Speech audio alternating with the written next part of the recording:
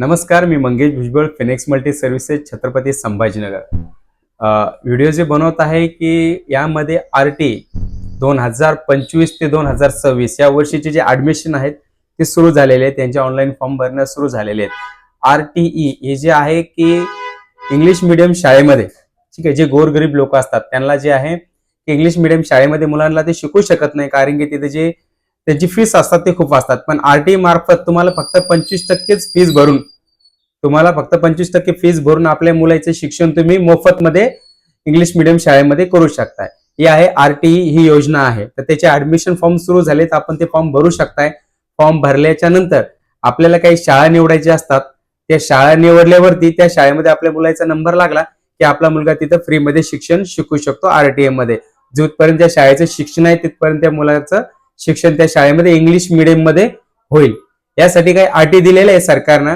त्याच्यामध्ये अशी आहे की आपल्याला उत्पन्नाचा दाखला हवाय, सोबतच ठीक आहे जे मुलं आहेत एक नर्सरीचा आहे आणि एक पहिलीचा आहे. जर नर्सरीमध्ये जर त्याचं ऍडमिशन घ्यायचं असेल तर 31 डिसेंबर 2024 ला त्याला वर्ष 3 पूर्ण झालेलं पाहिजे.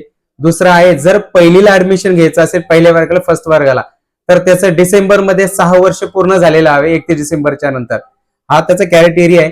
त्यासाठी लागणारे डॉक्युमेंट्स उत्पन्न, आई वडील आधार कार्ड, मुलाचं आधार कार्ड, एवढे डॉक्युमेंट्स लागतात. हे डॉक्युमेंट्स घेऊन आपण शॉपमध्ये येऊन फॉर्म भरू शकताय किंवा RTE ऍडमिशन ही एक लिंक आहे, त्या लिंक वरती जाऊन सुद्धा आपण भरू शकताय. अधिक काही माहिती हवी असेल तर माझं चॅनल आहे मंगेश भुजबळ. या चॅनलला आपण काय करायचं, सबस्क्राईब करायचंय, जेणेकरून तुम्हाला माझे जे सरकारी योजनेचे व्हिडिओ येत असतील ते पूर्णपणे मिळत राहतील.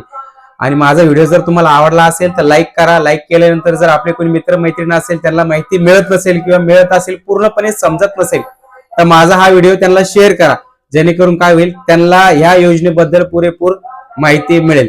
हे फॉर्म भरण्याची तारीख शेवट दिलेली आहे 27 जानेवारी. 27 जानेवारीला हे फॉर्म बंद होणार आहे. तरी आपण त्याच्या अगोदर लवकरात लवकर हे फॉर्म भरून घ्यायचे आहे. माझा व्हिडिओ बघितल्याबद्दल सर्वांचे धन्यवाद.